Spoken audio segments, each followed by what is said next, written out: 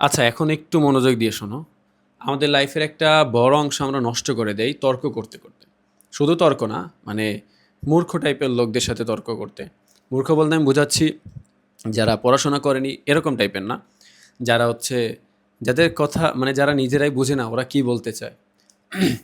যেমন এরকম অনেক মানুষ আছে। আমার নিজের ফ্রেন্ডই আছে, আমি কি বলবো? ও ধরো একটা জিনিস নিয়ে আসছে যে ও বলতেছে কি এটা এরকম, ঠিক আছে?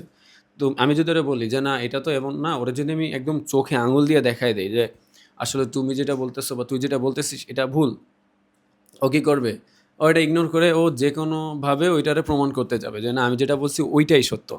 সো এই টাইপের মানুষজন হচ্ছে গিয়ে থার্ড ক্লাস টাইপের, বুঝছো? শুনতে খারাপ লাগলেও এটা থার্ড ক্লাসিক মানে মধ্যেই পড়ে। সো দেখো, এদের মেন ইন্টেনশন থাকে হচ্ছে যে কোনোভাবে আমাকে তর্ক জিততে হবে। মানে আমি ভুল হই বা সঠিক হই, আমি যেটা বলছি ওইটাই রাইট। আমি যেটা বলছি ওইটাই কারেক্ট। ঠিক আছে? তো এদের সাথে তুমি কি বিহেভ করবা? দেখো এদের সাথে একটাই বিহেভ করবা। সেটা হচ্ছে আসসালামু আলাইকুম। এদের জাস্ট সালাম দিয়ে চলে যাওয়া। ভাই এদের সাথে টাইম ওয়েস্ট করার মতো টাইম তো আমার কাছে থাকা উচিত না আমার মতে। আমার ক্ষমতা নাই ভাই এদের বুঝানোর। এদের বুঝাতে গেলে তুমি নিজেই অবুঝ হয়ে যাবা। সো এদের কাছ থেকে দূরে থাকতে না পারলেও অন্তত তর্কে জড়াবা না। ওদের সামনে তুমি একটা জিনিস করতে পারো যে ধরো যে ও বলতেছে কি পৃথিবী সমতল, ঠিক আছে? এটা নিয়ে অনেকের কনফিউশন আছে যে অনেকেই বিশ্বাস করে পৃথিবী গোল না পৃথিবী সমতল। এটা বিশাল বড় একটা আলাদা টপিক। যাই হোক। সো মনে করো তোমার ওই ফ্রেন্ড হচ্ছে বিশ্বাস করে পৃথিবী সমতল।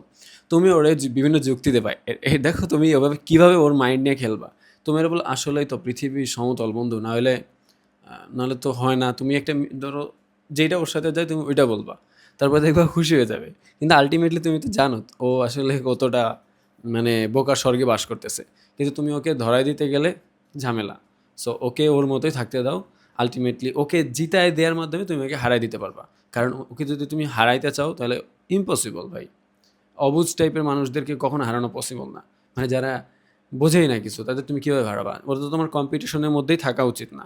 সো ও তোমার সিলেবাসের বাইরেই থাকা উচিত। সো ওদেরকে জিতায় দিবা। ওদেরকে জিতায় দেয় মানে ওদেরকে হারায় দেয়। সো এই জিনিসটা খুবই ইম্পর্টেন্ট বোঝা। এই ছোট ভিডিওটা এটা নিয়ে বানালাম। তুমি এইটা ট্রাই করে দেখতে পারো। অনেক মজা আছে, বুঝছো? যখন তুমি দেখবা যে তুমি ওকে জিতায় দিতেছো আর ও খুশি হচ্ছে। আর তুমি পেছন থেকে বুঝতেছো যে না আসলে আমি আল্টিমেটলি ওকে শুধু খুশি করার জন্য এটা বলতেছি। এছাড়া কোনো ওয়ে নাই। সো এটা করবা, মজা পাবা। আর এই চ্যানেলে মূলত আমি সেলফ ইমপ্রুভমেন্ট আর আমার লাইফ লেসনগুলো শেয়ার করি। আর তোমাকে হেল্প করি তোমার জার্নিটা স্মুথ করার জন্য। সো তুমি যদি তোমার জার্নিটা আরও স্মুথ করতে চাও তাহলে চ্যানেলটা ফলো করে রাখতে পারো, সাবস্ক্রাইব করে রাখতে পারো। ফেসবুকে দেখলে ফলো দিয়ে রাখতে পারো।